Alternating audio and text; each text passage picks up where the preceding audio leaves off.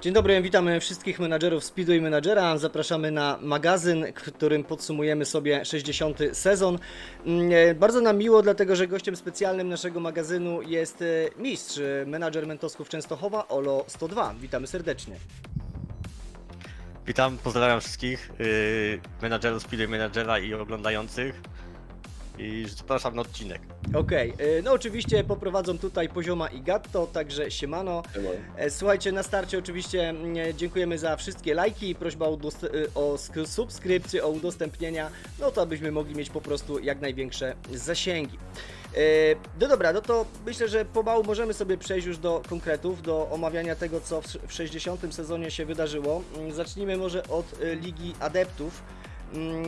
Mistrzem w Lidze Adeptów w tym sezonie Addis Gorzów Speedway Team, 23 punkty. Miejsce drugie Arbo, również 23 punkty i tutaj tylko tak zwane małe punkty decydowały o kolejności na podium. Miejsce trzecie LKS Lądek 2. Jeżeli chodzi o drużynę Addisa, o ile się nie mylę, to dopiero drugi mistrzowski tytuł w bardzo bogatej karierze tego menadżera i tego klubu. No, w ligach seniorskich Addis dał się już poznać jako multimedalista, natomiast jeśli chodzi o no właśnie ligi adeptów, no to taki no, przez kilkadziesiąt sezonów dopiero drugi tytuł. No pytanie do Ola, gdzie tutaj Mentoski Częstochowa? Dlaczego nie ma ich w pierwszej lidze? No, co mogę powiedzieć? Mentowski Częstochowa nie są zbyt mocne w tych rozgrywkach. Największy ich sukces to połowa pierwszej ligi, to już dosyć dawno. Obecnie przebywają w niższych ligach. Trzecia, czwarta, czasami druga. Taka jest polityka klubu. Rozumiem, okej, ale właśnie Właścicieli, prezesów. powiedz proszę, czy zwracasz uwagę jakąś szczególnie na to, żeby jechać w tej pierwszej lidze, czy po prostu bardziej skupiasz się na szkoleniu? Skupiam się na szkoleniu. Jakby nie nastawiam się tutaj na sukcesy w młodszych ligach. No jest fajnie, na pewno tutaj widzę wielu menadżerów z topowych lig i z innych lig, których widzę w czołówce. Ale ja jakby się nie nastawiam, nie walczę tutaj o główne trofea. Okej. Ja bym tu, jak mogę wrzucić tylko... Aha, no dobra, to No, pytajesz. tu chciałem Cię zapytać Pozioma, no bo PKM Czewa czwarte miejsce, zabrakło trochę. To był ten sezon, w którym miał być tytuł, czy nie? No nie, przyszły sezon to... Znaczy może tytuł to nie wiem, na pewno w top 3 będę chciał się uplasować, ale ja bym tu zwrócił taktyczną inną uwagę z racji tego, że Addis, tak jak powiedziałeś, nie wiedziałem akurat o tym, że to dopiero drugi jego tytuł w Adeptach, co może oznaczać, że Addis zmienia swój system szkoleniowy, bo jeżeli do tej pory dobrze pamiętam, to Addis raczej obstawiał właśnie szkolenie tam po roku adepta i dopinanie zawodnika tam do 32-33 roku życia. No tak, Okej. moje obserwacje. Ja tutaj, słuchajcie, w statystykach Leszek Bartczak najlepiej punktował, to był zawodnik Legionów, aczkolwiek pojechał w 4 meczach, wykręcił średnią 2,938. Potem był Kevin Danielewski z Arbomaniaków i Wiktor Urowski właśnie z drużyny Addis Gorzów Speedway Team. Olo, pytanie do Ciebie, bo widzę, że Ty miałeś tutaj w tym sezonie, jeżeli chodzi o Ligę Adeptów, 4 15-latków. I teraz pytanie do Ciebie, czy zawsze starasz się w danym roczniku dowozić tylu zawodników, czy to taki był sezon wyjątkowy? Jaka tutaj jest strategia na Adeptów? To był wyjątkowy rocznik. Bo było bardzo dużo utalentowanych adeptów 5 sezonów temu i dlatego powstała taka ekipa 15-latków. Ale nie jestem w stanie jakby wszystkich tutaj zadowolić, wszystkim dać równy rozwój. Dlatego muszę to jakoś podzielić między nich wszystkich. No właśnie, a robiłeś już taką selekcję w trakcie sezonu, na kogo postawisz? W sensie z tych 4 15-latków był ten wiodący w SGPA czy w turniejach par? Z tych 15-latków najbardziej będę stawiał na Mikuckiego. Okej. Czyli jest jeden wyselekcjonowany, powiedzmy taki. No ten, który mi się Taka najbardziej perełeczka. podoba. Wydaje mi się, że będzie dobry, ale aczkolwiek pozostali też wydaje mi się, że będą dobrzy. U mnie nie ma słabych zawodników. No, Nie no. tak jak widać. Ja z tego co, zresztą pewnie pogadamy o tym za chwilę, bo właśnie proponuję przejść w miarę płynnie do Ligi Pierwszej. ligi już seniorskiej. No tutaj Mentowski Częstochowa, mistrzowski tytuł, pierwszy tytuł dla Mentosków, pierwszy dla drużyny z Częstochowy, warto to podkreślać, historyczna chwila. Tylko 3 porażki, 28 punktów. Miejsce drugie Speedway Team Węgli, 23 punkty. Miejsce trzecie Pawlus Speedway Team, punktów 16. Słuchajcie, tak na podsumowanie tylko tej ligi powiedziałbym, że ona była bardzo wyrównana, to znaczy w pewnym momencie, no bo nie da się ukryć, że Olo uciekał, no miałeś tą przewagę punktową coraz większą, zaczął gonić Cię Węgli w pewnym momencie, natomiast pozostałe drużyny z miejsc 3-7, 3-8 można powiedzieć, no to tu było niemalże co kolejkę tasowanie. Ciężko było wytypować, kto się utrzyma, kto spadnie, no więc pewnie już tutaj detale i szczegóły o tym decydowały. Olo, no to jakby zostawiam Tobie podsumowanie tej pierwszej ligi. Jakie były wrażenia? Kiedy zdałeś sobie sprawę, że faktycznie mistrzowski tytuł jest w zasięgu? Czy się tego spodziewałeś? Czy budowałeś pod tym kątem skład, że to w tym sezonie może nastąpić? Proszę Cię bardzo. To znaczy ja mogłem tak podsumować ten sezon w moim wykonaniu, właściwie tak parafrazując do piosenki Sylwii Grzeszczak, miałem 4 loty w kosmos, 2 w Rybniku, w Gorzowie i w Lublinie. No i to zadecydowało w sumie o tym, że jestem gdzie jestem. Też chciałem podziękować wielu menadżerom za dobre słowa, za gratulacje. Pierwszy złożył mi gratulacje Węgli, ale był też Mad, Recha, Flakon, Jospen, Tax, wielu innych jeszcze. Także dziękuję za dobre słowo i będę starał się dalej. Okej, a To powiedz... to jest historyczne miejsce na podium? Było już jakieś pudło wcześniej, czy to jest pierwsze? To znaczy ja jestem 41 menadżerem w klasyfikacji menadżerów. Był mój 4. sezon dopiero to jest w pierwszej lidze, także to nie jestem jakiś tutaj wielkim magiem tej gry. No ale ten sezon akurat dobrze wyszedł. Wiesz co, Miałem super 4 dobre mecze wyjazdowe. Plus jakieś mecze u siebie też z sukcesem. a kiedy pomyślałeś o tym, że jest szansa na mistrza? No na początku to było fajnie, wszystko leciało łatwo. No i taka rywalizacja zaczęła się w momencie, kiedy Węgli wygrała na wyjeździe za Disem. To dla mnie takie było trochę niespodziewane, bo Adis to wiadomo, to jest legenda. Zresztą Węgli tak samo dominator Węgli. Ale no to jakby tak był pierwszy taki poczucie rywalizacji. Ja też pomyślałem, że w tej kolejce może spróbuję też jakieś coś dołożyć od siebie, wygrać coś na wyjeździe. No i też udało się wtedy wygrałem na wyjeździe w Lublinie. Po 13 biegu miałem już 9 punktów przewagi. A najważniejszy moment, to później odliczałem mecze najważniejsze jakby swoje w dotychczasowej karierze menadżerskiej. Odliczałem je 6 meczy do końca, 5 meczy do końca. Najważniejszy chyba był mecz właśnie z Węgli u siebie. Węgli pokazał właśnie w tym meczu, to był niezwykły mecz. Tak dobrze drużyna przy jezdach jeszcze nie jeździła nigdy w Mentoskach. Tam naprawdę bardzo mocno jechali. I ten mecz był jakby taki decydujący. No tak, tam była wygrana za 3 punkty, prawda? Więc zgarnąłeś punkt bonusowy, a więc no to zrobić to na drużynie Węgliego, czyli ten punkt bonusowy, to naprawdę spory wyczyn. Jeśli chodzi o statystyki tutaj pozioma, co byś powiedział, no bo raczej jeżeli chodzi o seniorów, to nieprzypadkowa pierwsza 15, prawda? No tak, zdecydowanie. No, mamy Wojciecha Herpenezę, Arbomaniacy, Kasper Woryna, KSG Górnik, no i ten Tomasz Kałużny, Mentowski Częstochowa ze średnią 2,288, ale w ogóle jak gdyby 12 seniorów mamy ze średnimi powyżej 2. Są tu też seniorzy i Węgliego, i Budowlanych, i Pawlusa. Brakuje tu Adisa trochę, no i tutaj to ostatnie miejsce. Ale jest Paweł Klip. Co sezon coraz niżej, powiedziałbym, bo wyleciał właśnie z top 3, więc coś tam się musi dziać w drużynie Adica. No to już jest wiek, tak naprawdę. Paweł Chlip już ma bliżej końca kariery niż początku. Jeśli chodzi o właśnie juniorów, tutaj najlepszą średnią wykręcił Niki Pedersen, no skądinąd można się było tego spodziewać, zawodnik świetnie stworzony przez Pawlusa. Lukas Dryml, druga średnia, jeżeli chodzi o juniorów, no i trzecia średnia Colin McRae. Natomiast ja bym chciał tutaj, Olo, zwrócić uwagę też na Marceli Koleśniak, bo no w tej końcówce sezonu to ten junior w zasadzie szalał. Pamiętam, jakie on wykręcał wyniki tam w jednym meczu 11 plus 1, no znaczy nie, tak, 10 plus 1, no naprawdę w tych 4 startach kręcił dobre wyniki. Jechał pod 6, nie pod 7.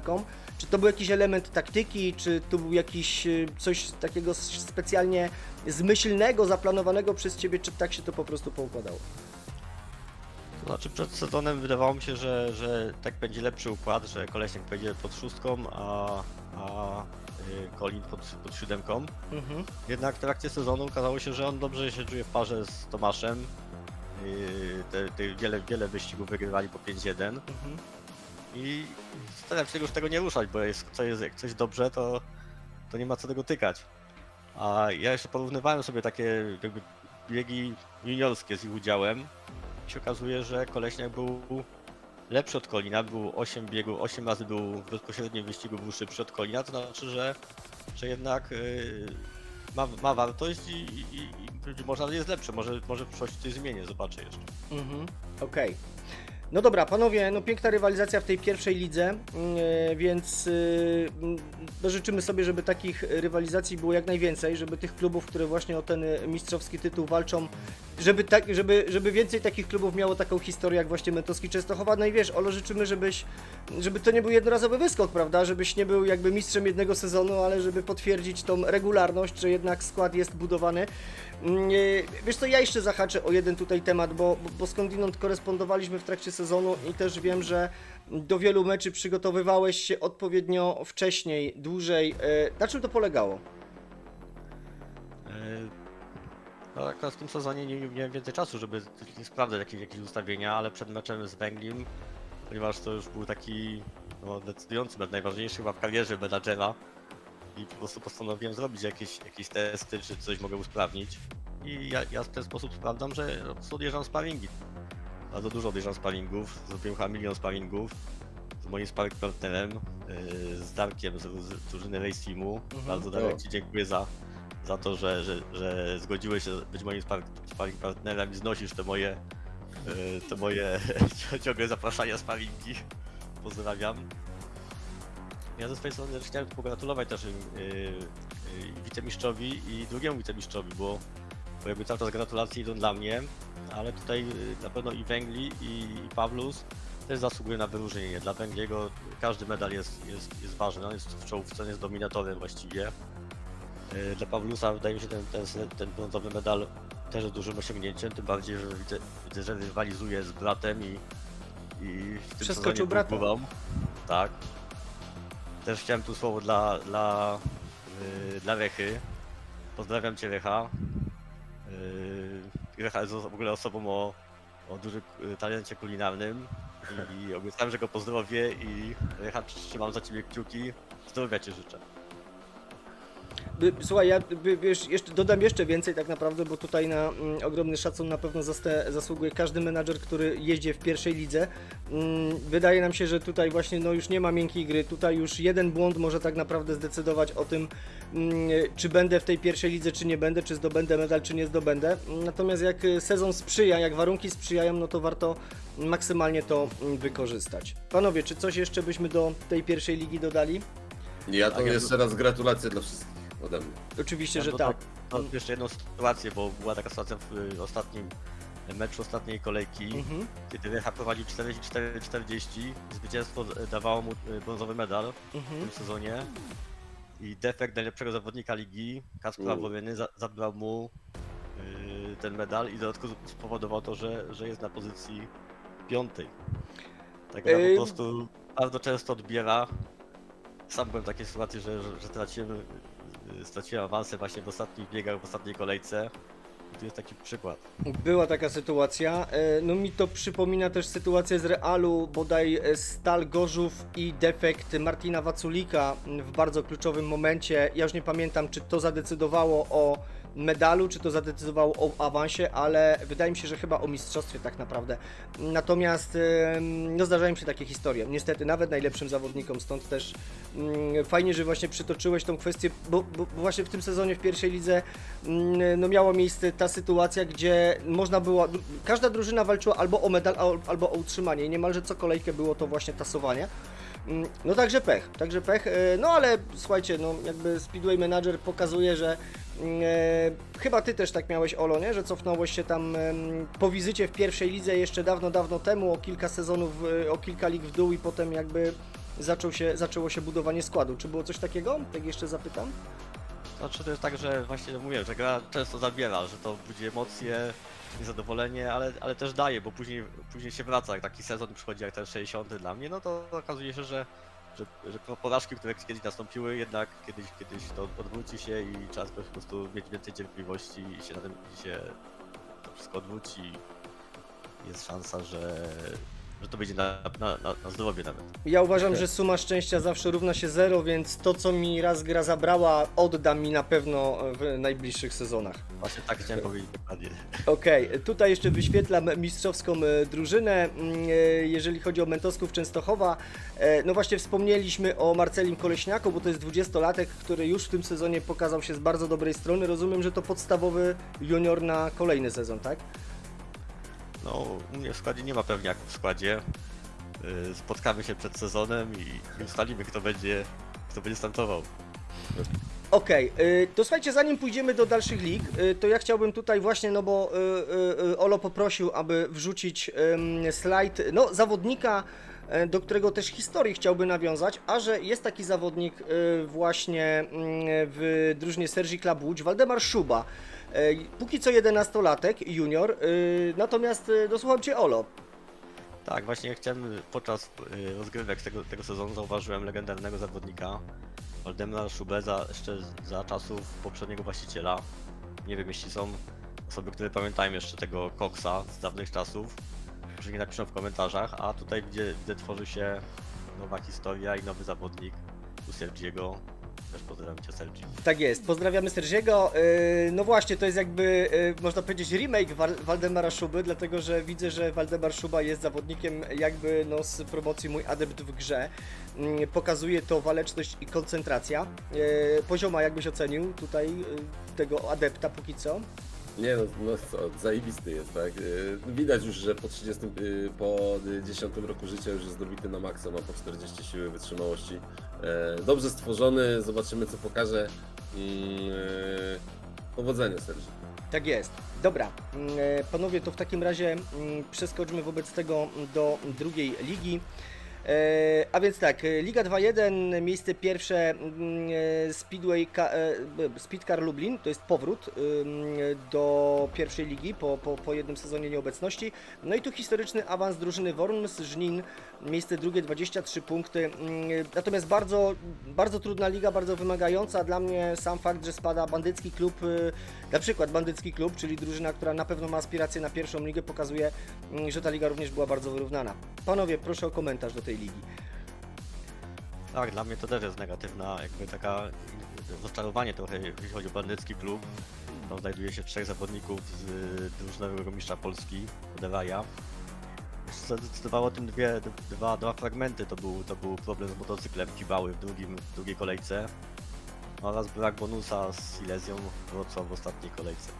Tak jest, no właśnie, w ostatniej kolejce bandycki klub zwycięża no, teoretycznie tylko 46-44, a Silesia Wrocław miała pierwszą część sezonu bardzo mocną, wydawało się, że będzie walczyła o awans, tymczasem no, ta druga część sezonu ewidentnie drużynie z Wrocławia nie poszła. Tutaj przykład 13 kolejka, porażka u siebie z drużyną KS 1947, przegrywają u siebie właśnie 2 punktami, no też tracą punkty bonusowe, ostatecznie dla Silesii kończy się to spadkiem. No to statystyki, tutaj pozioma Ciebie poproszę, Tak. Będę tak trochę wskazywał, ale słucham Ciebie. Dobrze. Widzę, że Aleksander Łoktajew. Ale to jeden bieg, ja bym go pominął. Jeden bieg, właśnie to chciałem powiedzieć, ale mamy tutaj od Jospena Michała Bularskiego. To już jest kolejny występek, że tak powiem, tego seniora. Ze średnią 2,6,2, 159 punktów, rewelacyjny wynik. No i Piotr Jacek Bruchheiser, to też już znajoma nam twarz. Mamy Tomasza Goloba z Worów Ruszlin, 133 punkty, średnia 2,344, no i to, mamy, to jest podium seniorów, jeżeli chodzi o Ligę 2.1, jeżeli chodzi o juniorów. Mamy Mieczysława Swaczynę, no i to Silesia Wrocław właśnie, o której wspominałeś przed chwilką. Jest Marian Gorzkowski, jest na trzecim miejscu Janusz Płoch z Worów Ruszlin, wszyscy ze średnią powyżej 1,3.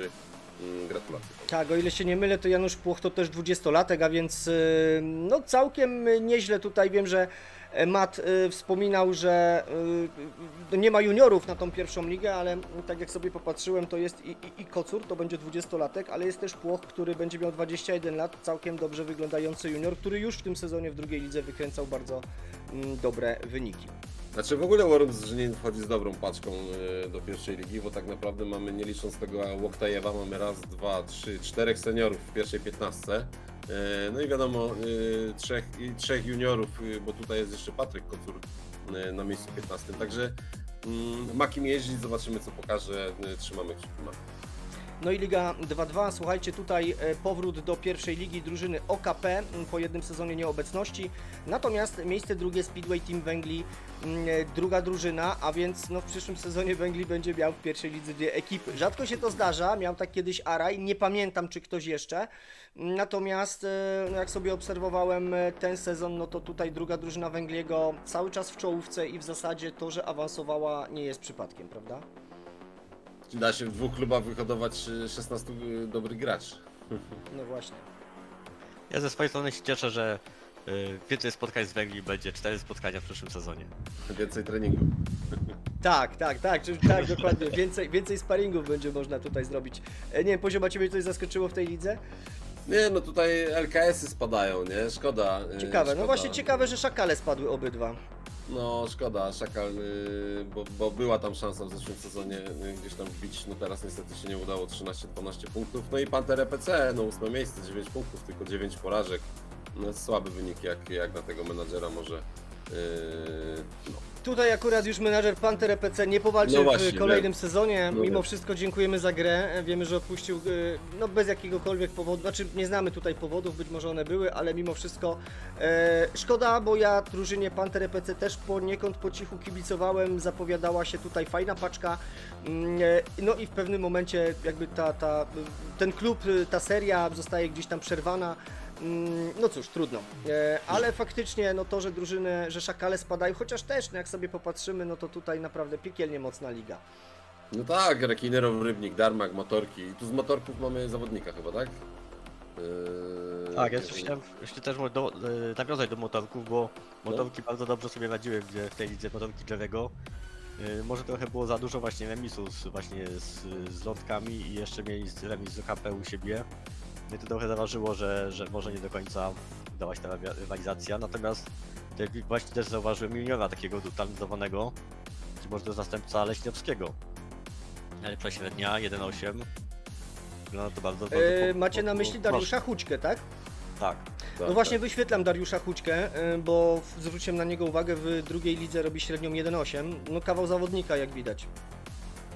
Nie, super, siła, wytrzymałość przy 21 latach, 86-85. Bajka. Leśniowski będzie miał następcę. Tak Tak, jest, Leśniowski tak. miał No, to Tomasz Leśniowski tutaj wychowanek Jerego, no już legendarny można powiedzieć zawodnik. Fajnie, że jakby potwierdza to z sezonu na sezon, że jest naprawdę mocnym zawodnikiem, dobrze wyszkolonym. No i tak naprawdę na której pozycji by Leśniowski nie jechał, to na każdej jest, no na każdej wykręca naprawdę bardzo dobre, mocne wyniki.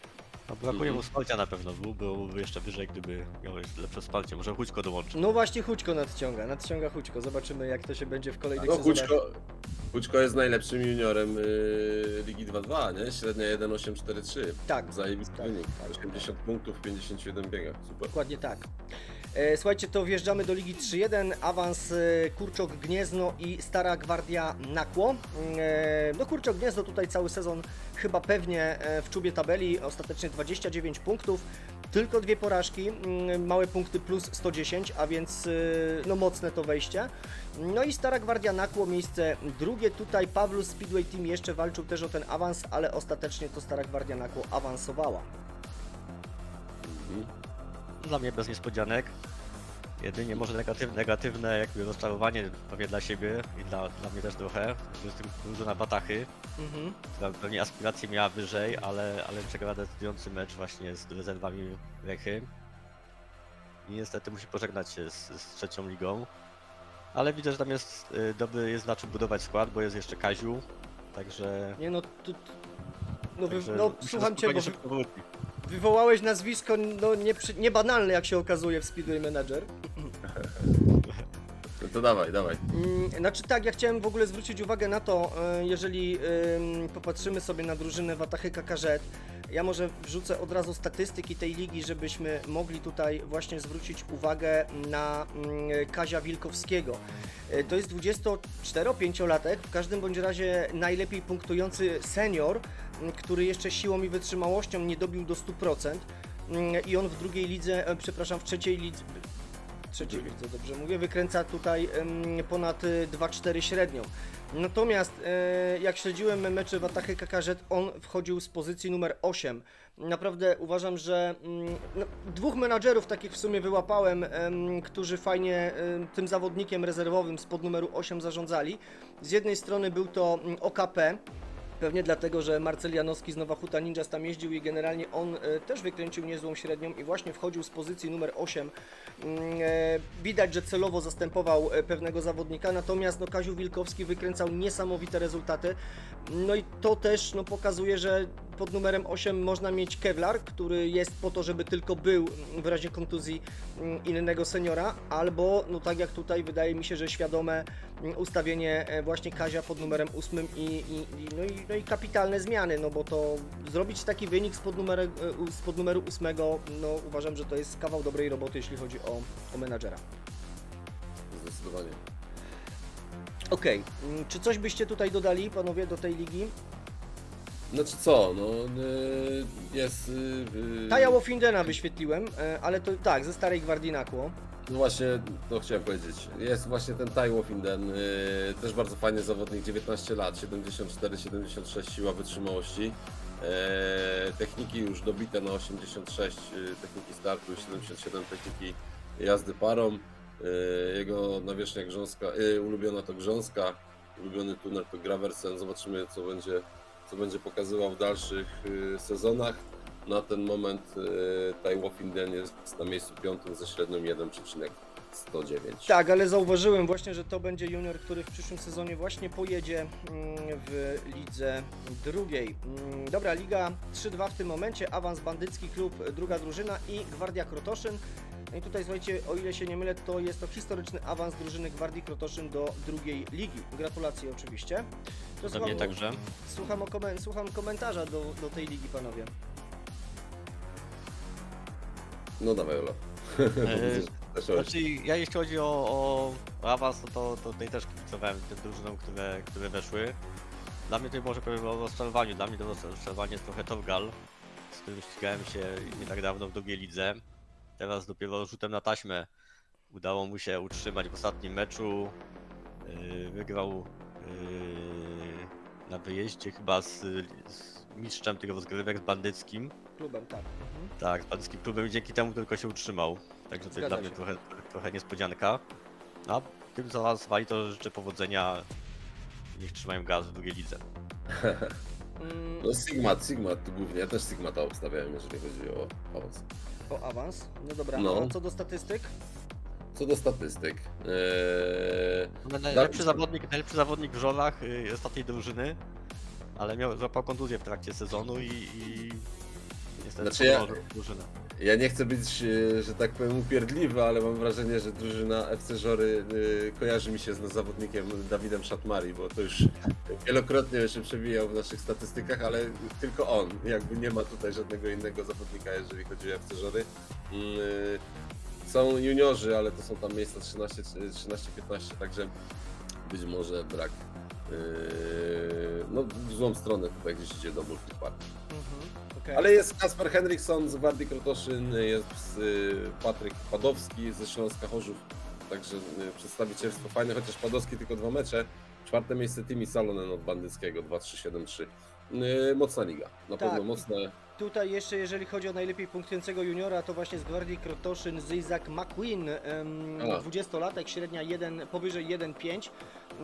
Natomiast jak sobie popatrzymy na Gwardię Krotoszyn, tu oprócz Henriksena, którego skądinąd znam, Adam Mickiewicz czy Bartosz Davidson, chociaż Davidson jestem rozczarowany postawą tego zawodnika, no bo przecież Bartosza Davidsona dobrze też znasz pozioma, ostatecznie tutaj w tym Tak. sezonie można powiedzieć, że był bardziej ciężarkiem dla menadżera Sigmata niż takim zawodnikiem, który no, powinien być według mnie powinien być jednym z liderów. Słuchajcie, tu jeszcze taką jedną rzecz wrzucę, tutaj akurat wyświetlam drużynę właśnie Gwardii Krotoszyn. Natomiast słuchajcie, wrzucę tutaj jeden taki temat związany właśnie ze spadkiem drużyny Śląsk Chorzów i utrzymaniem drużyny bodaj FTZ Fordon, prawda? Tam chodziło o to, że ja już nie pierwszy raz taki sygnał dostaję, że jakiś menadżer tam w ostatniej kolejce ustawia sobie inny skład, ewentualnie wybiera innych zawodników. No i chciałem Was o to zapytać, bo ja wychodzę z jednej strony tak, no wiem, że ostatnia kolejka jest bardzo kluczowa. Tutaj jest walka o utrzymanie, o awans, o spadek. No niemniej jednak ja jako menadżer też liczyłem się z tym, że w ostatniej kolejce no drużyna, która na przykład ma pewny awans i jedzie na przykład ze mną, ona może sobie wystawić skład inny niż normalnie. I pytanie o jakie macie zdanie na ten temat, no bo z jednej strony ja tu nie mogę, znaczy takie jest moje zdanie, no ciężko powiedzieć, że to zostało w jakikolwiek sposób ustawione, no bo według mnie to pracuje się 14 kolejek na ten awans, no z drugiej strony, no właśnie, czy menadżer, który ma pewny awans, Olo, czy w ostatnim, no właśnie, czy może nie bezpośrednio do Ciebie pytanie, ale jak uważacie, czy jakaś drużyna, która ma pewny awans, powinna ten skład ustawiać do samego końca tak jak chce, czy jednak może w tej ostatniej kolejce ustawić skład inny? Znaczy ja uważam, że jeżeli mam pewny awans, czy mam pewny jak gdyby awans, czy utrzymanie, nieważne, mam uzyskany ten wynik, który pozwala mi na ten bufor, to powinienem testować mimo wszystko. I czy to był test, czy nie, no tego się zapewne nie dowiemy, natomiast ta gra na tym polega, że jeżeli jesteś w stanie coś przetestować, tym bardziej w środowisku meczowym, to powinieneś to robić, bo to może właśnie pokazać Ci, że albo idziesz w złym kierunku, co chyba no, w tym meczu tak to wyglądało, albo idziesz w dobrym i przynosić to wymierne korzyści, więc ja uważam, że powinno się tak robić, niezależnie czy to jest liga pierwsza, piąta, dziesiąta, jeżeli masz możliwość i masz ten wynik, który jest przez Ciebie oczekiwany, to testuj, bo innej takiej szansy nie będzie. No właśnie, a Olo, Dla mnie chcesz to zabrać takie, głos? to jest takie trochę kontrowersyjne, bo mamy tych meczy 14, jeśli jakiś mecz ma jakby wpływ na tabelę, to no to punkty niektórych menadżerów to trochę nie fair. I na przykład też w tym sezonie, mimo że może tego nie widzieliście do końca, ja też tam masę testów zrobiłem, masę testów różnych taktycznych, w sensie taktyki, w sensie jakiejś zamiany zawodników, testów też w 15 biegach, ale nie miały one wpływ jakby na tabelę i czy na też inne drużyny. No ale to wiesz, Każdy sam musi to jakby sobie to najlepiej nie czekać do ostatniej kolejki, zapewnić sobie to zwycięstwo czy utrzymanie w kolejce 10 na przykład, nie? Też można do tego w ten sposób podejść, więc Ja zawsze jeszcze tutaj zwróciłbym uwagę na to, jaki był bezpośredni pojedynek zainteresowanych, powiedzmy sobie, drużyn, tak? Czyli Tak. te drużyny, które są na styku, walczą o utrzymanie, czy o awans, czy no jakkolwiek mają, powiedzmy sobie, zbieżne cele, no to ich bezpośredni pojedynek, jaki dał rezultat. No tutaj powiedzmy, że na przykładzie Ola, który w dwumeczu z Węglim, no jednak zgarnął 3 punkty, tak? Ten punkt bonusowy został w Częstochowie.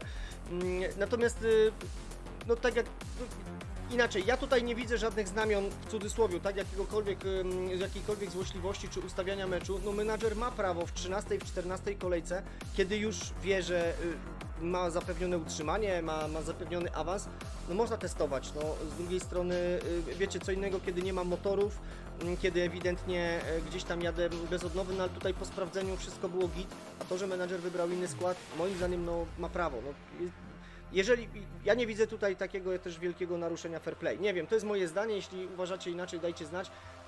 Natomiast no nie można popadać w paranoję moim zdaniem po prostu. tak, znaczy ja myślę krótko, jak macie co do tego jakąś dla nas istotną informację, piszcie po prostu w komentarzach.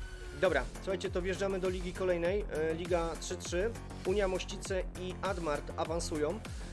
Tutaj Admart stoczył pojedynek z drużyną Magdaru, ale no właśnie tu zwróciłem uwagę, że w bezpośrednim pojedynku tych drużyn lepiej wypadł Admart. Panowie, jak oceniacie tą ligę?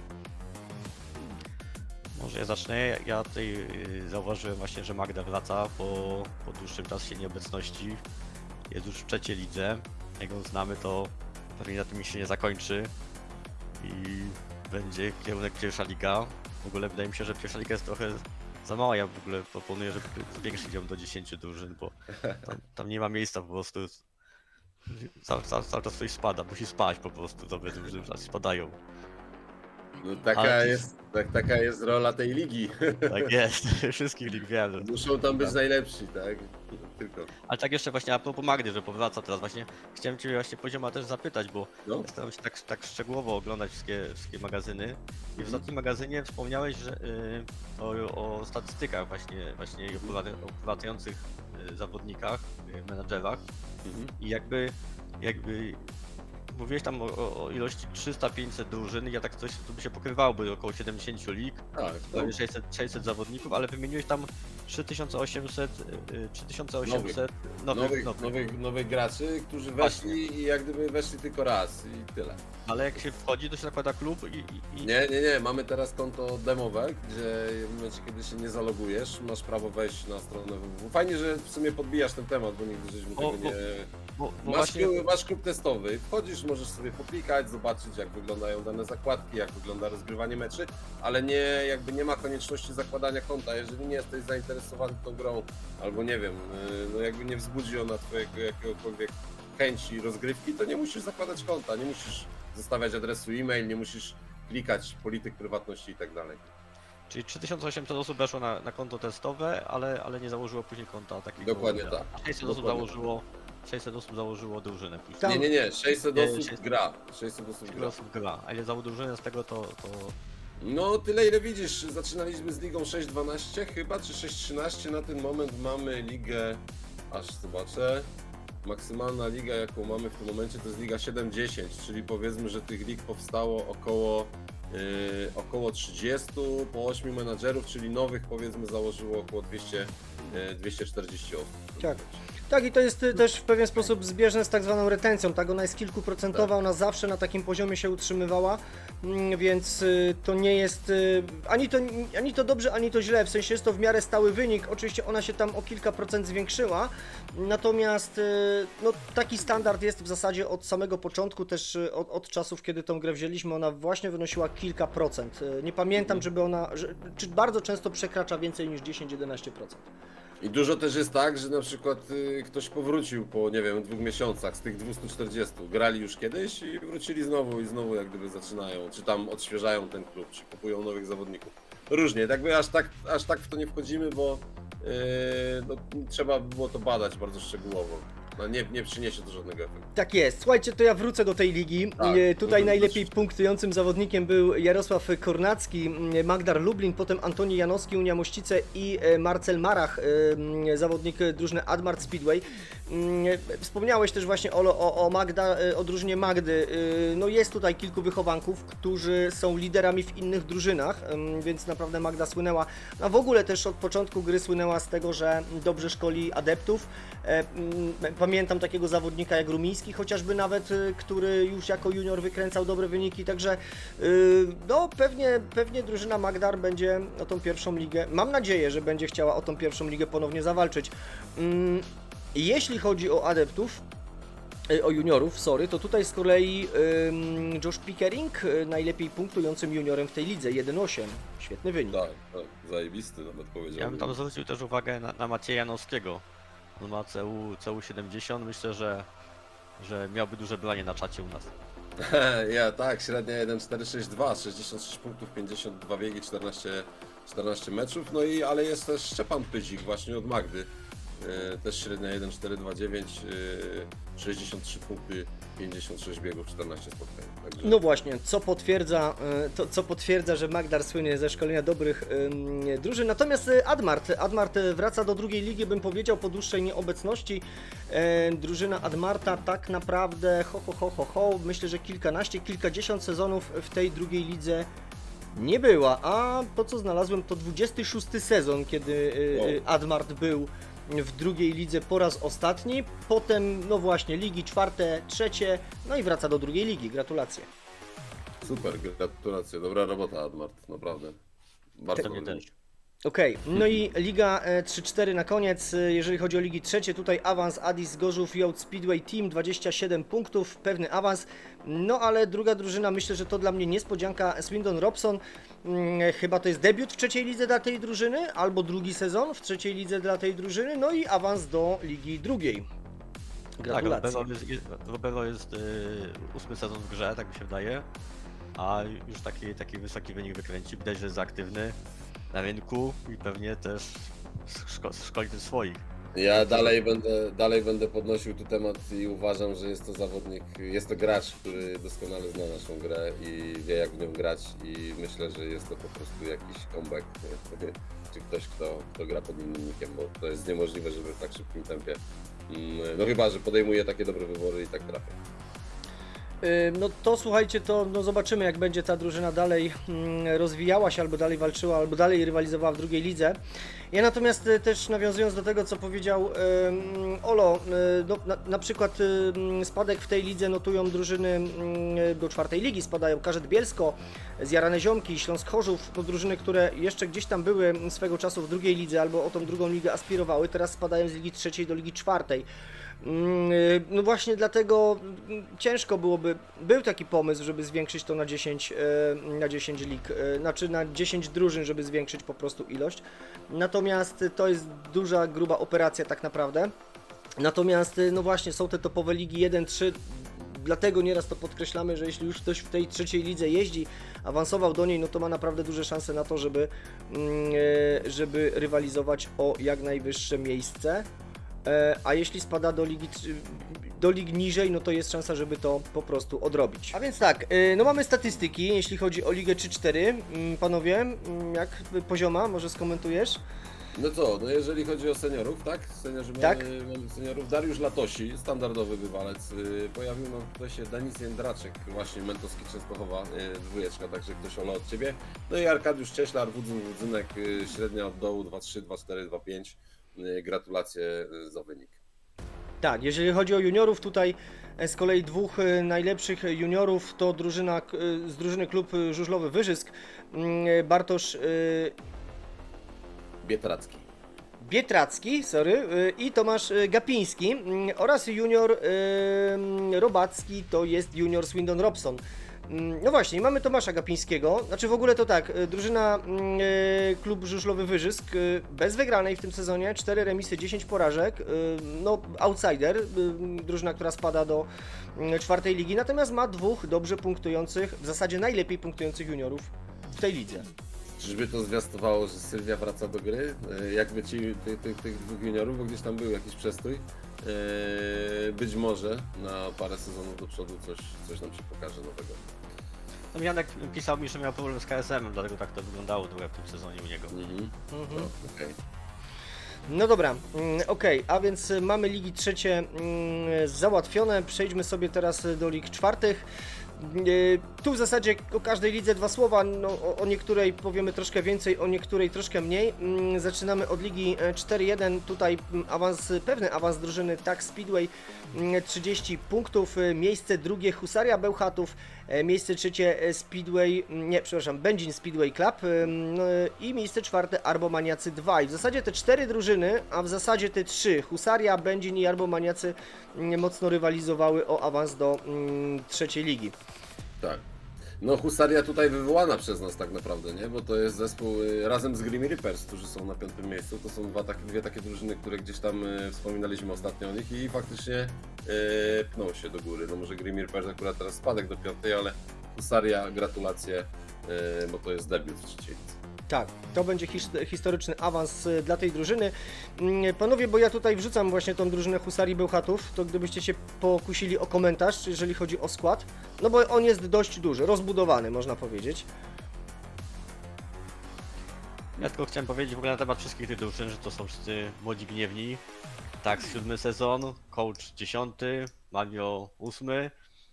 Także widać u nich aktywność i zaangażowanie i myślę, że będą się piąć wyżej. Jeśli chodzi o Husarię, Nowa gwardia. tak, Husaria, Husaria, jak to Husaria, no. Zobaczymy co zawojuje w trzeciej lidze. No ale faktycznie, szeroki skład. Szeroki skład 2 juniorów i w zasadzie 2, 4, 6, 8 seniorów. No to jest 10-osobowa ekipa, jest czym wybierać. Wszyscy jeździli poza Azurą, Azura, Nanok. Azura Nanok i to jest chyba tam Nałęcz Ostroruk zawodnik, jeżeli dobrze pamiętam. Ale cała pozostała ekipa jeździła.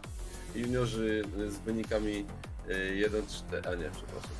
Nie, to ja źle powiedziałem, w ogóle to nie ta drużyna. To nie Husaria Bełchatów, byłeś chyba w No ogóle właśnie, na Unii Mościce. Tak, na Unii Ja Mościce, sobie teraz na to przepraszam. patrzę właśnie co mówisz, no ale dobra, to masz szansę jeszcze raz.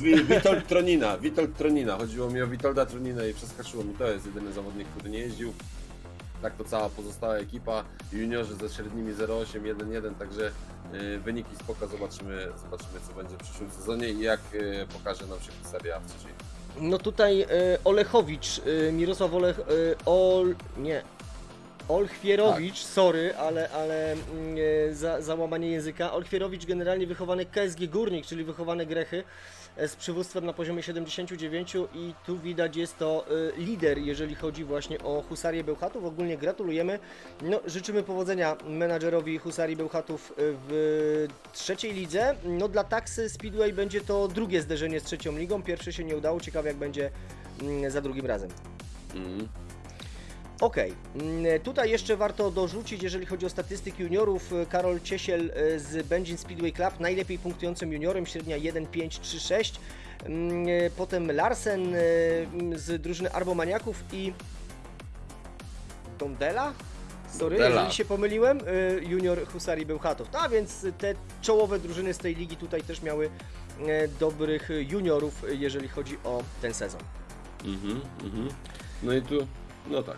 No dobra, Liga 4-2, tutaj ja bym, słuchajcie, zwrócił uwagę, Rykowisko i Holiday Club, no tą ligę ewidentnie zdominowały, w zasadzie zdemolowali, jeżeli chodzi o zdobycze punktowe, ponad 30 punktów, natomiast tu HST Gdańsk, FC Olimpijczyk, wiem, że zwracałeś na to uwagę pozioma, te dwie drużyny walczyły bezpośrednio o utrzymanie, prawda?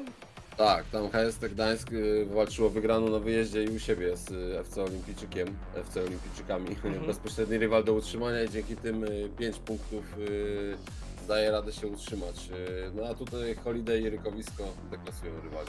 Okej, no dobra, a więc przejdę do kolejnej ligi, Liga 4-3, awans Będzin Speedway Club 2, no awans w cuglach 31 punktów, to też drużyna, która zdominowała tą ligę, no i potem Velocity Brumbergs, Velocity Vipers, tutaj Bartosz Kacper Bartosz, pozdrawiamy menadżera, oczywiście gratulujemy awansu. Panowie, jakiś komentarz do tej ligi?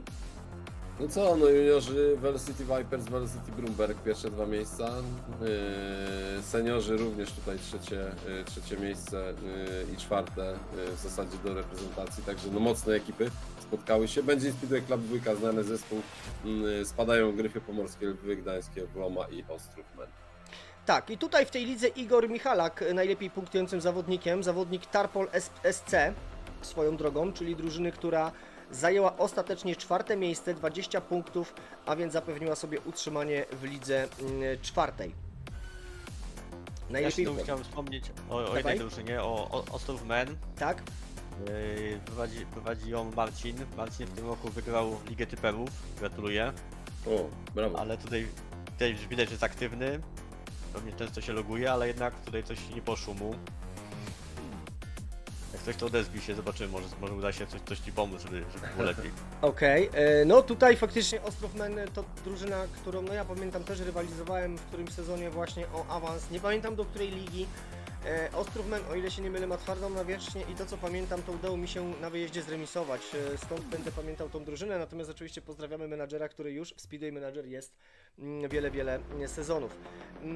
Tam mówiliśmy jeszcze w lidze 4-1, że weszły dwie drużyny, a Będzin tam z tamtej ligi nie wszedł, ale widzę, że tutaj właśnie wszedł z tej ligi, Tak. więc wszyscy ci właśnie nowi stażem gracze widzę, że są mimo wszystko w trzeciej lidze. Tak samo Speedwayowiec też wygląda, widzę, że to jest stosunkowo młody gracz, 10. sezon chyba w menadżerze. Tak, Tak, to są początek. na pewno, tak jak też zaliczyłbym ich do menadżerów właśnie młodych gniewnych, bo są kilka sezonów w Speedway Manager. No fajnie, że dobijają do tej trzeciej ligi, do tej drugiej, że tutaj nie ma tej monotonii, te ligi nie są w żaden sposób zabetonowane i generalnie rzecz biorąc ta rotacja ma miejsce. Tak, to pokazuje, jak ktoś jest zaangażowany, to ma szansę przebijać i do czwartej, i do trzeciej, i do drugiej tak samo. Zgadza się. Panowie, no to Liga 4-4. Tutaj awans wywalczyła drużyna Starej Gwardii Nakło 2. Czyli w ogóle tutaj menadżer z obydwoma drużynami chyba spełnił cele. I bracia Kowalscy, miejsce drugie, miejsce trzecie Legion, miejsce czwarte Holiday Club 2. W zasadzie to też awans w pewnym momencie dla mnie taki nieoczywisty, jeżeli chodzi o drużynę braci Kowalskich. Miałem okazję 2 słowa zamienić z menadżerem, co było kluczem do sukcesu. No, zwrócił uwagę przede wszystkim na bardzo dobrą postawę swojej drużyny na domowym torze. Tutaj bodaj chyba było 6 zwycięstw, 1 remis. No właśnie, też panowie tutaj zahaczę ten temat walki na domowym torze. No bo to jest chyba ważne, nie? Olo, kiedy przegrałeś u siebie ostatni raz? W tym sezonie nie przegrałem. Przed tym też nie. Chcesz być dobry, musisz być dobry u siebie przede wszystkim, tak? I zdobywać punkty na wyjeździe. To chyba nawet Węgli kiedyś jak występował z nami w magazynie też to wrzucał. To jest ważne, aczkolwiek pamiętam takie sezony, były drużyny, które u siebie gubiły punkty na wyjazdach, wygrywały, także to też może mieć miejsce. Okej. Też tak miałem kiedyś. O widzisz, no właśnie, tak Miałem mi się też kojarzy coś. Więcej punktów robiłem na wyjeździe niż u siebie. Ale powiedz, czy miałeś to w jakiś tam sposób zdiagnozowane, dlaczego się tak dzieje, czy nie? Tak, zmieniłem tor ostatecznie. Aha, okej. I poskutkowało, rozumiem. Tak, teraz jest dużo lepiej. Bajka, czyli zmiana są wielki. sposoby na Można- rozwikłanie zagadek. Tak, długo nad tym myślałem, ale w końcu zdecydowałem się. Fajnie. Tutaj słuchajcie, dodam jeszcze, że w tej lidze najlepiej punktującym juniorem, warto na to zwrócić uwagę, ze średnią powyżej 2-0 jest Władysław Michałek. Tak, Władysław Michałek. To jest junior drużyny braci Kowalskich. Mhm. Okej, no to wjedźmy sobie do ligi 4-5. Tutaj jeśli chodzi o ligę 4-5, awans Bellevue i Start Lublin, aczkolwiek no, mocna rywalizacja też Speedway Team Odjazd, ostatecznie małe punkty zdecydowały o awansie. Tu chyba poziomo miałeś Tak. nawet jakiś... Tak. No, Słuchajcie. bezpośredni pojedynek Speedway Team Odjazd ze Startem Lublin.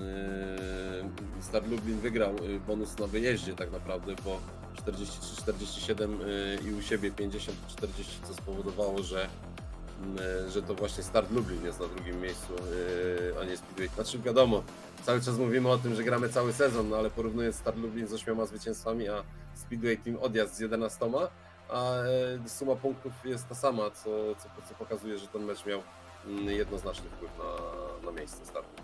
Także gratulacje. Tak, tutaj Start dobry Lublin też w ostatniej kolejce pewnie ogrywa Bellevue, gdzie zgarnia punkt bonusowy, a więc automatycznie to też miało wpływ na pewno na awans tej drużyny. Mhm. Ja tutaj wrzucę jeszcze statystyki w tej lidze. Najlepiej punktował Łukasz Kubasik, to jest zawodnik Bellevue.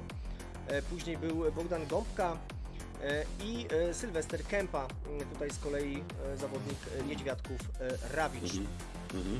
Jeśli chodzi o juniorów w tej lidze, to Aaron Kogutek, Speedway Team Odjazd, najlepiej punktujący junior, też bardzo ładna średnia 1,746. Rewelacja. No, ale jest Antoni Sted. No, dawaj. Ja bym też zwrócił też uwagę też właśnie na Steda i na Lumińskiego. Mhm. To też są 20-latkowie z CEU powyżej 70. Jest na takie zapotrzebowanie. Jest, no i średnia 1,393 jeżeli chodzi o Rumińskiego i 1,638 jeżeli chodzi o Antoniego Steda z Aktomu Legnica, także Tak. też bardzo dobre wyniki. Nie tylko CEU jeździ, ale pokazują te wyniki. No, moim no zdaniem marnują się w czwartej lidze. Może menedżerowie wypożyczyliby ich do drugiej. może wyżej na jeden sezon. Nie zobaczą jak jeżdżą w wyższych ligach.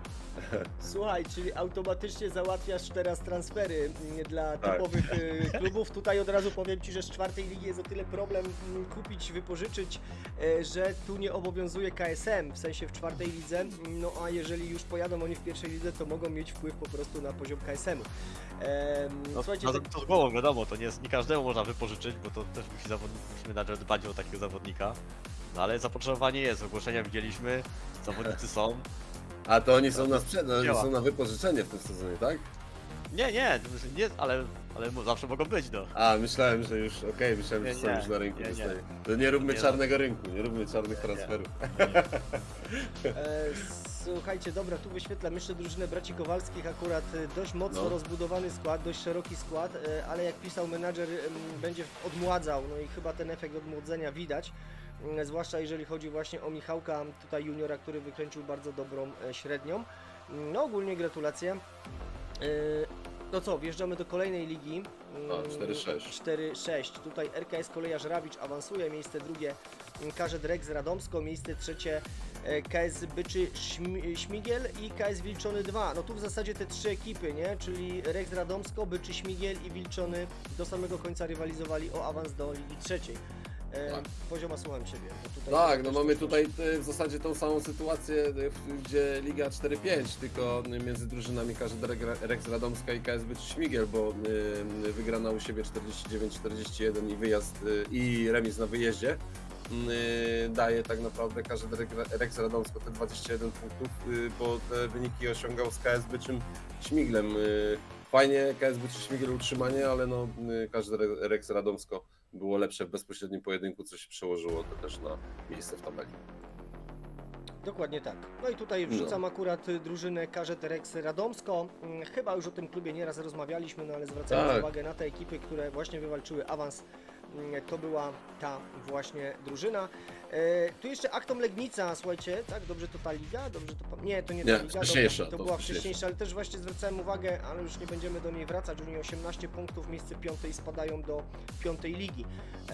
To tylko pokazuje też, jaki poziom był w tej lidze, właśnie też 4-5 wyrównany. Zresztą w ogóle jak patrzę w ligach 4-6 było też bardzo wiele ciekawych lig i bardzo wiele ciekawych pojedynków do samego końca, do ostatniej kolejki, jeśli chodzi o miejsce na podium. Liga 4-6, tutaj Unia Unisław, a więc Sebek wraca do trzeciej ligi. No, drużyna, która jeszcze nie tak dawno była w lidze pierwszej. Miejsce drugie Race Team 2, 26 punktów, też awans. No i tu chyba jest pierwszy w ogóle awans drużyny Race Team 2 do ligi trzeciej. Słucham Cię, Olo, bo tutaj Race Team 2 to właśnie drużyna, z którą często sparujesz. Menadżer Drar, dobrze pamiętam. Często go eksploatujesz. Dlaczego postawiłeś na tą drużynę i dlaczego właśnie to oni są Twoim najczęstszym sparring partnerem? Tak, ja w tej lidze kibicowałem właśnie do drużynie Race Team 2. Drar zgodził się być moim sparring partnerem i no już to już było wiele sezonów temu. I cały czas ta współpraca się odbywa. I chciałem mu podziękować za cierpliwość i za to, że cały czas zgadza się na to, że mogę z nim sparować. Czasami jak po tych sparingach ciężko jest odnaleźć, gdzie miałeś w ogóle trening punktowany ze mną, ale jakoś z tym żyję. No. To prawda, tak. No, dużo sparingów, to później jest duże zamieszanie w zakładce info, to prawda. Potwierdzam. Okej, tutaj słuchajcie, jeżeli chodzi o tą ligę, a nie, to już popatrzyłem sobie na ligę 4-8 i w zasadzie do tej ligi bym się też przeniósł. Wobec Tak. tego ostatnia liga czwarta, tutaj awans KS Borys Team Gorzów i K-Speedway OSW 189. Miejsce kolejne Wixagas Mielonka, no i Akademia Haleria miejsce czwarte. Akademia Haleria to też chyba menadżer, do którego bym zaliczył do tych młodszych gniewnych. No, którego bardziej pamiętam z Ligi Piątej, teraz już zaczyna się utrzymywać na poziomie Ligi Czwartej. Dokładnie tak, potwierdzam. Jeżeli chodzi o statystyki, Tak. Wixagas Mielonka, Mateusz Hampel, 149 punktów, średnia 2,369. Bardzo fajny wynik. Wixagas Mielonka coraz częściej się pokazuje gdzieś tam w naszych ligach. Mamy z RKS-u, z KS Rekiny Rowy Rybnik Remigiusza Zadonia i Mateusza Dunkera, to jest drugie, trzecie miejsce, także gratulacje jeżeli chodzi o juniorów. Marcin Pankowski z KS Borys Team Gorzów, Oskar Wat, Akademia Haleria właśnie i trzecie miejsce znów KS Borys Team Gorzów, Kamil Małek, średnia od dołu 1.6, 1.7, 2.0. Także gratulacje. Okej, Olo, a powiedz mi, bo tak teraz jeszcze wróciłbym do Ligi 4.7 Race Team 2, jak patrzysz sobie na skład menadżera, z którym często sparujesz, to jakie masz tam sugestie dla... Wymieniasz się na bieżąco informacjami, czy nie? Myślę, że Darek ma tyle doświadczenia, że sam prowadzi swój team. Jeśli potrzebuje jakiejś rady czy pomocy, że nawiążemy współpracę jakoś bliższą na bliższym czasie jeszcze. Okej, no dobra, tu jeszcze właśnie Powodzonka. wyświetlam skład Race Team 2. No i słuchajcie, tu zamykając te ligi czwarte, to tu prosiłbym Ciebie Poziomo o komentarz, bo wybrałeś najlepiej punktujących zawodników, jeżeli chodzi o juniorów i o seniorów. Tutaj Szczery Jerry, Velocity Vipers, najlepiej punktujący junior. Tak, no wybrałem, sami się wybrali. Znaczy, wybrałeś do magazynu, wynikami. aby o tym wspomnieć, o to mi wiem, chodziło, wiem, skrót tak, myślowy. Jasne. No tak, Szczery Jerry jak najbardziej, 19-latek, Liga 4-3, średnia 2-1-1-3, 19 lat i siła i wytrzymałość na poziomie 96-97%. Na pewno jest to kreator, bo przy standardowym zawodniku nie jest to możliwe do osiągnięcia. Waleczność, koncentracja po 86-88, techniki, wszystko idzie w dobrym kierunku, 65 CU, zobaczymy co pokaże tak naprawdę wyżej, jeżeli będzie miał do tego sposobność. No i mamy najlepszego seniora, jest to senior Janusz Borodaj, wychowanek Magdar Lublin, obecnie w drużynie będzie Speedway Club, 29 lat, zerknijcie sobie, CU na poziomie 76, bardzo dobry zawodnik. Tak, i tutaj... Średnia 2,708. Tutaj właśnie dodam, że nawiązując do tego, że drużyna Magdar Lublin słynie ze szkolenia z dobrej selekcji, a później z dobrego szkolenia. Także warto do tego menadżera, do tej menadżerki właśnie podbijać o transfery. A propos transferów, to u mnie chyba w tym sezonie nikogo ciekawego nie będzie, w razie czego na razie będzie taka pauza. Ty masz kogoś Pozioma na handel? No tak, no ja to już tam mam porezerwowanych, bo już menedżerowie mnie tak napastowali, że musiałem niektórym już obiecać, że coś sprzedam, także przepraszam, ale na pewno będzie ktoś tam na licytację też wpadnie, także zerkajcie. Będzie Gary Move Out, który zajął wczoraj drugie miejsce w SGPA, także jest ciekawa postać. No, właśnie, wywołałeś się z GPA wczoraj, tutaj Matt z kolei, dwóch adeptów Wormsów też Tak. okupuje podium, ty gdzieś tam ich przedzieliłeś. Olo, a gdzie adepci Mentosków Częstochowa? Pamiętasz sukcesy swoich adeptów w SGPA? Sukces lubi cisza. Czy tak? Rozumiem. Czyli skorzystałeś z tej opcji milczenia aktualnie, dobra. Wychowują się. On tam specjalnie dobiera sobie co sezon po 10-latków, żeby go za wysoko nie wybijało, nie? I tam później, wiesz, ma tam alchemię swoją. Okej, no słuchaj, no tutaj jak widzisz, często gęsto jesteś gdzieś na podium, jak chodzi o adeptów Pozioma, no potem ci zawodnicy się rozmywają. Nie no, żartuję, bo tu Colin McRae chyba był twoim wychowankiem. Nie no, tak? Colin dał ciała, ostatnie kolejki, ja tam obserwowałem akurat te mecze Mentosków, nie ukrywam, że kibicowałem ci, Konradzie, więc Colin dał ciała, nawet tam w jednym meczu przywiózł Audi, tak zwany. Nie wypuszczałem go w 15, że nie chciałem, żeby olimpiadę miał. No właśnie, także mam nadzieję, że znajdziesz, że tak powiem, ciepłe miejsce u ciebie, że go nie wywalisz, nie? Zobaczymy, rozliczenie po sezonie będzie, zobaczymy jak to wyjdzie. Dobra. Słuchajcie, to przechodzimy sobie do lig piątych. Tutaj dosłownie 2-3 ligi też, bo czas nas już trochę... Jasne. Trochę nadwyrężyliśmy czasu, natomiast jeżeli chodzi o Ligę 5-1, awans Polonia Bydgoszcz, miejsce drugie Kalinia. No i w zasadzie tutaj właśnie o tej drużynie Polonii Bydgoszcz dwa słowa, tak, bo to jest awans menadżera, powiedzcie mi proszę, Pluskwy, tak? Pluskwa awansował właśnie z Polonią Bydgoszcz. Tak. I tutaj mamy w zasadzie cztery drużyny biły się o ten awans i o to utrzymanie. Natomiast jeżeli chodzi o menadżera Pluskwę i drużynę Polonię Bydgoszcz, Bardzo dobry junior, najlepszy z ligi tak naprawdę, chyba Rafał Okuniewski, jeżeli dobrze pamiętam. Tak, to jest klub, przepraszam, to jest klub Żużlowy Wyżysk, to jest najlepszy junior. Natomiast jeżeli chodzi o samą Polonię, znowu szeroki skład i chciałbym zwrócić uwagę na jedną rzecz, bo to jest z kolei drużyna dzisiaj, którą analizujemy, jeżeli możemy tak szeroko mówić, z szerokim składem i wszyscy jeżdżą. Zobaczcie, że tutaj każdy z zawodników nie miał odpuszczane. Fajnie, że menadżerowie korzystają z pełnych, szerokich ławek, bo wcześniej gdzieś tam było mówione, że wystarczy mieć tylko, znaczy było mówione, no kilka też spotkałem się z takimi opiniami, sam zresztą jestem jej zwolennikiem, powiedzmy, że ten wąski skład jest lepszy, a tutaj mamy szeroki skład 10-12 zawodników, kolejna drużyna i okazuje się, że da zdobywać się awanse takimi szerokimi składami i też nie jest to skład stary, bo dwóch tylko zawodników powyżej 30 roku życia, a tak to wszyscy 30 i w dół. Mamy raz, dwa, 16, 18, 19, 22-latek, 4 zawodników od 22 lat w dół. Także gratulacje Pluskwa i zobaczymy, co w czwartej lidze powiesz. Dokładnie. Zobaczymy się z pluską, myślę, że jeszcze wyższy giga, skoro taki młody skład, to na pewno dobrze to wygląda. Tak, i słuchajcie, tu jest młody skład, ja jeszcze dorzucę w uzupełnieniu, że drużyna właśnie Polonii Bydgoszcz to jest jej drugi awans do czwartej ligi. Menadżer, który jedzie z nami od 43 sezonu, miał okazję w 54 sezonie właśnie jechać w lidze czwartej, no i później po tym jak jeździł przez kilka sezonów w ligach piątych, szóstych. No właśnie, pytanie na ile ten skład, znaczy wydaje mi się, że ten skład młody jest już budowany w perspektywie tego, aby zaatakować gdzieś tam docelowo ligę trzecią. To tak jeszcze w uzupełnieniu właśnie do tej ligi. Kolejną ligę, którą tutaj sobie przygotowaliśmy, Liga 5-3. 5-3. Wolves Krosno Speedway Team, miejsce pierwsze, GKS Wybrzeże Kopi, miejsce drugie.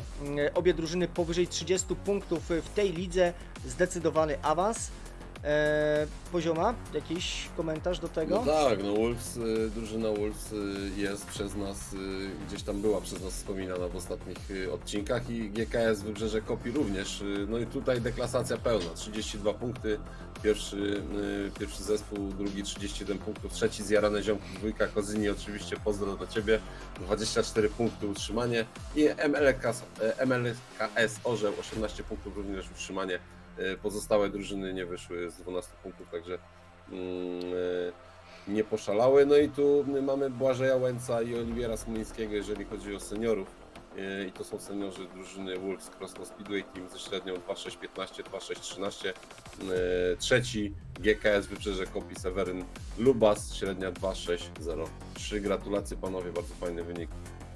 Trzymamy kciuki za czwartą ligę. Tak, ja tutaj oczywiście w uzupełnieniu chciałbym dodać, że drużyna z Krosna, Wolves Krosno, to jest pierwszy raz, w zasadzie drużyna, która idzie z nami od 54 sezonu i to jest pierwszy sezon, w którym awansowała do Ligi Czwartej, także gratulacje.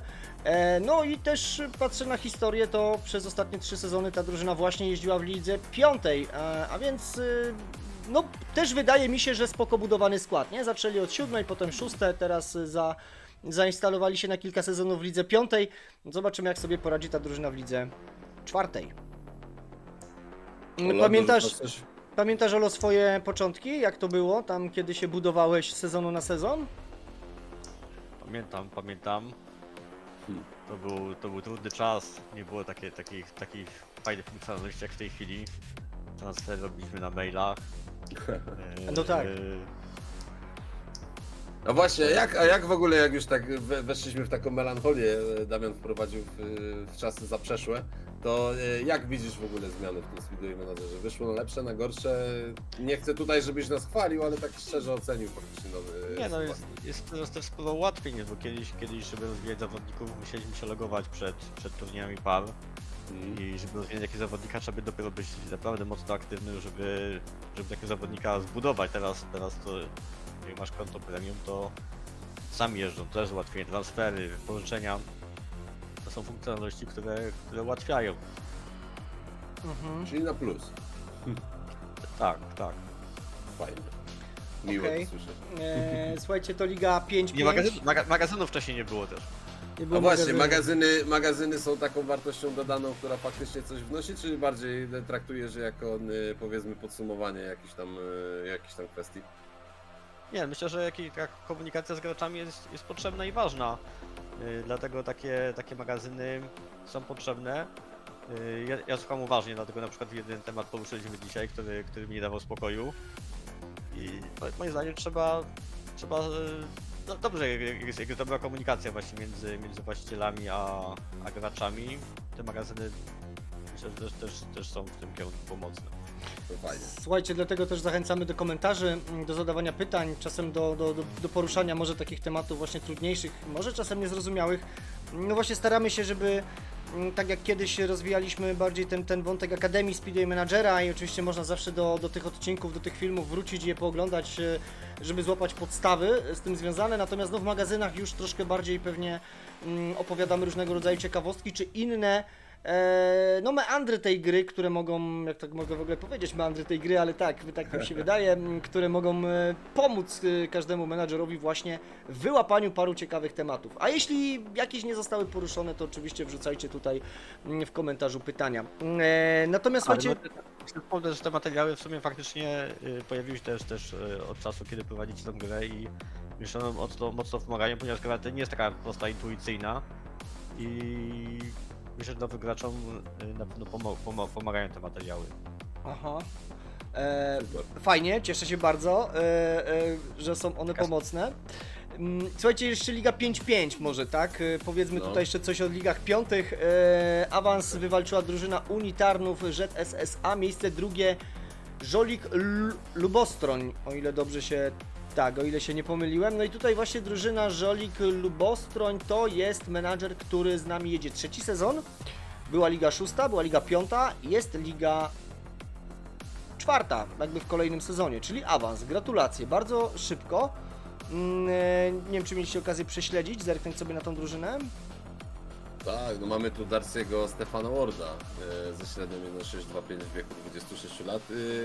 Menadżer Kamil 1990, więc sądząc po niku stosunkowo młody gracz. Ale raz, dwa, trzy, czterech, pięciu zawodników w top 15. Wiadomo, że jest to Liga 5. Średnie osiągane przez zawodników mamy raz, dwa, trzy, czterech, pięciu seniorów ze średnią powyżej 2,5, 2,3, 2,0, także fajnie zapowiadająca się drużyna. Są też jacyś tam młodzi, słabe wyniki, ale to pewnie jeszcze do rozwoju na przyszłość. Tak naprawdę. Okej. Proponuję jeszcze wjechać do jednej ligi, mamy chwilę czasu. No, Tu mamy Polonia z Głobice, to będzie Liga 5-8 Polonia z Głowice, to będzie... i odlotowcy Go Jetters. Tak, Tak. To będzie Liga 5, to będzie Liga 5-8. No i tutaj Polonia z Głowice bez przegranej 33 punkty, 12 zwycięstw, 2 remisy, plus 250. No i odlotowcy Go Jetters miejsce drugie 29 punktów. Także bardzo fajne wyniki. Tak naprawdę Polonia Głobice to jest ktoś nowy, przynajmniej chyba, że ktoś zmienił nazwę, bo nie kojarzę tej drużyny, także mocno się tutaj wbija do czwartej ligi z Ligi 5. już sobie zerkam, ale Polonia z Głobice to na pewno jakby oryginalna nazwa tej drużyny. Z Ligi 5 awans do Ligi 4. No właśnie, jest to też historyczny awans dla tej drużyny, a więc będzie debiutować na poziomie Ligi 4. No i menadżer, który od 49 sezonu jedzie w Speedway Manager. Olo, a tu tak słuchaj, jeszcze poruszę temat na koniec. A ty jak długo jesteś w Speedway Manager? Ja zacząłem grać od czasu pandemii. I tak naprawdę to zaczął grać mój syn pierwszy. No właśnie, jakby tutaj chciałbym tą historię wywołać, co byś dwa słowa powiedział, jakie tutaj były koleje mentosków Częstochowa. No, wtedy wiadomo, był taki czas, że spędzaliśmy dużo czasu tutaj w domach. Każdy zajmował się swoimi domowymi rzeczami, no i syn wpada, gdzieś znalazł taką grę, uruchomił ją, zalogował się, podał swoje dane, no ale jak to młodzież, no porzuciły ją po tygodniu, po półtorej tygodnia. Ja ją przejąłem, mnie wciągnęła, no i tak się zaczęło. Wiesz co, słuchaj, no bo tutaj faktycznie tak nieraz na to zwracałem uwagę, to jesteś takim, jak ja to mówiłem, rówieśnikiem, tak? Bo jakby ja też jestem z tych czasów pandemii, też założyłem Tak, klub. bardzo dużo zawodników wtedy, 14 sezon to był Tak. chyba. Tak, to był 14 sezon, sezon, tak. dokładnie, Tak. dokładnie tak. To był Jak kwiecień Gliwice też 2020 roku, tak, wielu menadżerów Tak. się wtedy pojawiło. Tak. Więc widzisz, nawet nie wiedziałem, że jesteś z tego takiego dobrego, udanego miotu, udanego rocznika, no bo Węgli też jest z tego rocznika, dzisiaj Tak. wicemistrz, multimedalista, ty zdobywasz tytuł mistrzowski, czyli jednak nie ma tego złego, można powiedzieć, a propos pandemii, prawda? No, pod tym kątem to tak można powiedzieć. Dla Speedway Managera to był dobry czas. Okej. Tutaj jeszcze się zastanawialiśmy, zapraszając Ciebie, czy przypadkiem nie masz 14 lat, ale ostatecznie okazało się, że nie. Teraz już wiemy dlaczego, bo rozumiem, że tutaj zawdzięczasz to temu, że syn założył po prostu ten klub, tak? Tak, no wiadomo, że on to wszystko tworzył, zakładał, wszystkie jakby dane są jego, ja tutaj nie zmieniałem później już niczego. Także Ale fajnie, super, ja się bardzo cieszę, że złapałeś zajawkę. No i jakby udało Ci się postawić zamierzony cel, no bo dostałeś mistrzem Speedway Managera jeszcze jubileuszowego 60 sezonu, także jeszcze raz oficjalne gratulacje. Pięknie. Ja jeszcze Tak. dopytałbym o, no słuchajcie, bo mnie jeszcze nazwa Tak. Mentowski interesuje, skąd ona się wzięła? A, to jest jakby jego pomysł, tak Aha. jakby, nie wiem, okej. już nie chcę tam już bardzo analizować, dlaczego Olo, dlaczego Mentowski. Okej. Ale wyszło. po prostu tak wyszło, ja tutaj jakby, no, nie miałem na to wpływu. A nazwa spodobała mi się, nie chciałem jej nie zmieniać. Uważam, że jest całkiem... Nie, nazwa jest naprawdę spoko, mi bardzo Nie się no. podoba, tak. Ja się bardzo cieszę, że jest tutaj Częstochowa w nazwie. No to też może było też dla mnie ważne, że Jerzy pokazujemy się, że Fajnie, super. jesteśmy w czołówce. Okej, no to słuchajcie, panowie, w takim razie ja bym proponował zbliżać się do końca, moglibyśmy jeszcze Znaczy, ja bym Słuchajcie. tylko jeszcze chciał odnośnie piątej ligi. Mamy dwóch takich topowych zawodników. Jeden to Kevin Janicki, jakbyś mógł go wrzucić. To jest najlepszy senior Ligi Piątych ze średnią Mamy, tak, 2,9. faktycznie, mamy Kevina Janickiego. Mhm. 2,934. Zerknijcie sobie w wolnej chwili, to jest wychowanek drużyny Kalina obecnie w Bystrzakach. I mamy Jacka Muchę, wychowanek Duszków Lublin i jeździ w Duszkach Lublin. 21 lat, junior, średnia najlepsza piątej ligi 2,429. To tyle. Tak, faktycznie tutaj, jeżeli chodzi o drużynę Duszków Lublin, to ma najlepiej punktującego chyba juniora właśnie na tym poziomie po prostu lig piątych. Panowie, coś byście chcieli Tak. dodać jeszcze na koniec? Ja od siebie dzięki Olo, że z nami się spotkałeś. Mam nadzieję, że kolejny mistrz albo kolejni zawodnicy będą chcieli nam poświęcić te 1,5 godzinki, a jednocześnie pokazać, że żyją i że gramy z żywym przeciwnikiem z drugiej strony. Pozdrawiam serdecznie. Ja ze swojej strony dziękuję za zaproszenie, dla mnie to jest pierwsze wystąpienie publiczne. Trochę się denerwowałem, ale wszystkie jakie błędy popełniłem to niechcący. Nie było widać, nie było widać. Słuchaj, absolutnie tutaj każdy z nas myślę, że w trakcie popełnia sporo błędów, czasem je widać, czasem nie, ale robimy to, jakby to powiedzieć, jest takie hasło, że tam różni nas wiele, łączy nas pasja, więc robimy to tak naprawdę dla pasji, a nie dla kariery redaktorskiej czy telewizyjnej, także Tak. ja też na końcu bardzo dziękuję Olo, że byłeś z nami, dzięki za Twoje też uwagi, nomen omen, znaczy ogólnie bardzo fajne, trafne, ja wiem, wywołałbym jeszcze parę innych tematów, które gdzieś tam poruszaliśmy na czacie, a propos Twoich przygotowań, na przykład analizy, zwracania uwagi tam gdzieś na prędkość i tak dalej, ale mam nadzieję, że to nie Twój, że to był Twój pierwszy, ale no, nie ostatni raz w naszym magazynie, także dzięki bardzo wobec tego. No i tym samym, słuchajcie, dziękujemy Wam wszystkim, że dotrwaliście do końca, dziękujemy, że jesteście z nami, pozdrawiamy wszystkich menadżerów Speedway Managera, dziękujemy za kolejny wspólnie odjechany sezon, no i widzimy się w następnym sezonie już jutro. Do zobaczenia, dokładnie. cześć. Grzejcie motory, bo jutro rusza rynek transferowy. Siemanko. Cześć.